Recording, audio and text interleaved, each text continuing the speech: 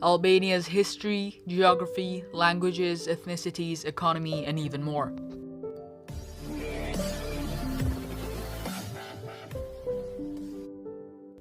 Hello everyone, welcome back to Omid Media. Before continuing, don't forget to subscribe, like, and share with your friends, and be sure to watch until the end. Enjoy!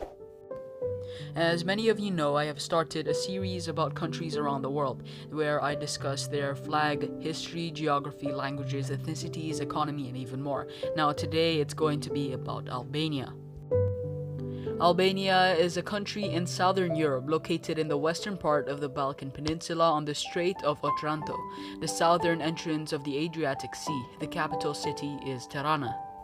At the beginning of the 3rd millennial BC, an Indo-European population was established in the area, and as a result of the merge, a population was conceived that retained specific cultural and language characteristics in the Balkan Peninsula.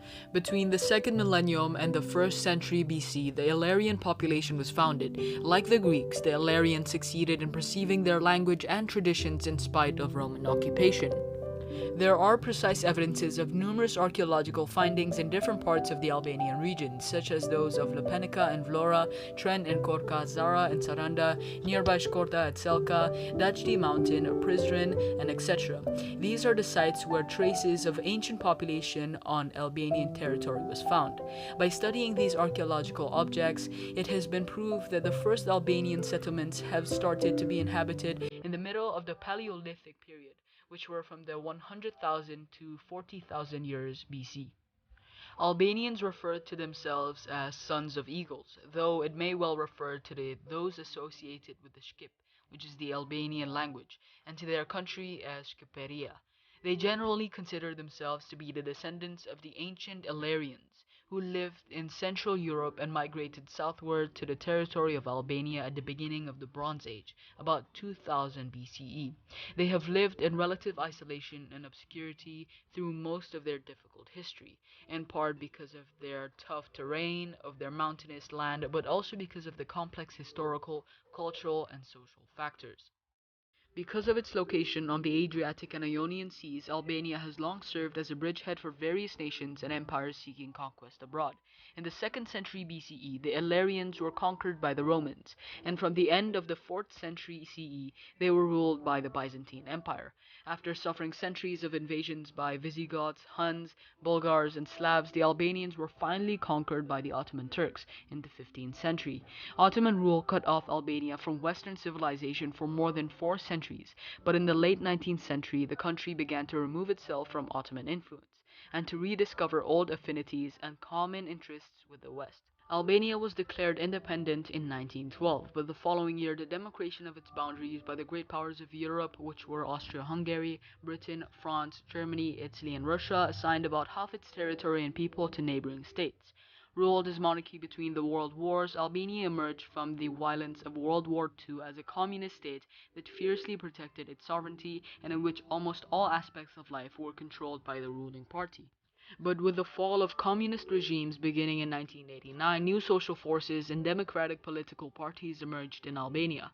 That shift reflected the country's continuing orientation toward the West, and it accorded with the Albanian people's long-standing appreciation of Western technology and cultural achievements, even while retaining their own ethnic identity, cultural heritage, and individuality.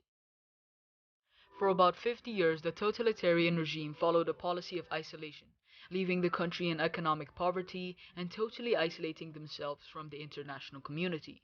Its economic policy was based on the principle of relying on its own forces, by banning loans and credits from abroad. This situation continued until 1991, when Albania, as a consequence of new winds that blew in Eastern Europe, eventually emerged from isolation. Since 1991, Albania holds pluralistic elections. The Socialist Party, along with its allies, is currently in power since 2013. Since 2009, Albania adhered to NATO as a member with full rights. The country is now undergoing a series of reforms which aim the integration of Albania into the European community. Now let us talk about the flag, shall we? As you can see, the Albanian flag is actually pretty simple. It's just a red banner with a double-headed eagle emblem on top of it. The red representing bravery and courage, and the double-headed eagle is an emblem that the Albanians have claimed that they have historically used to identify themselves as a people group. Land of Albania.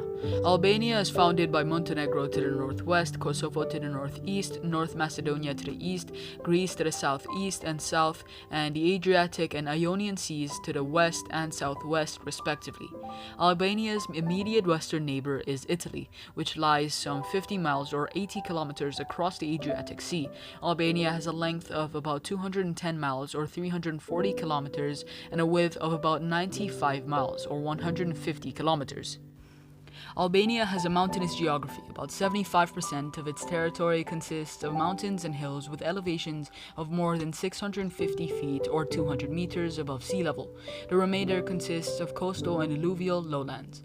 The North Albanian Alps, an extension of the Dinaric Alps covering the northern part of the country, with an elevation approaching about 8,900 feet or 2,700 meters.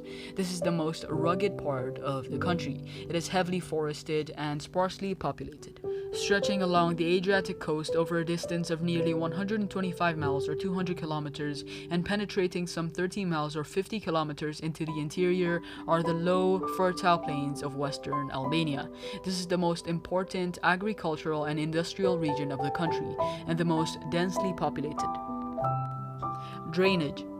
The longest river in Albania is the Drin, about 175 miles or 280 kilometers, which originates in Kosovo. Other main rivers are the Seman or the Shkombin, all of which drain the central part of the western plains.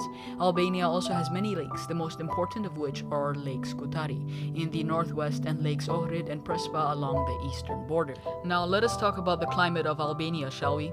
Albania has a typically Mediterranean climate characterized by mild winters with abundant precipitation and hot, dry summers. The annual mean air temperature varies wildly over the territory from 7 degrees Celsius over the highest zones up to 15 degrees in the coastal zones. Ethnic groups. Albania has one of the most homogeneous populations in Europe, with non-Albanians counting for less than 1/10 of the total populations. The largest minorities are the Vlachs, Greeks concentrated mainly in the southeast, and the Macedonians living along the eastern border. Now, the total population of Albania is about 2.8 million people. Now, let us talk about the Albanian language, shall we? The Albanian language is called Shqip, which is of interest to linguists because as a descendant of the extinct Illyrian tongue, it is the only surviving member of its branch of the Indo-European language family. Influenced by centuries of rule by foreigners, the Albanian vocabulary has adopted many words from the Latin, Greek, Turkish, Italian, and Slavic tongues. Religion. As a legacy of nearly 5 centuries of Ottoman rule, Albania is a predominantly Muslim country. However, as a result of the rigid enforcement of atheism during the communist regime, today most Albanians are adherents of religious groups only by name and practice largely secular lifestyles. Last but not least, the currency of Albania.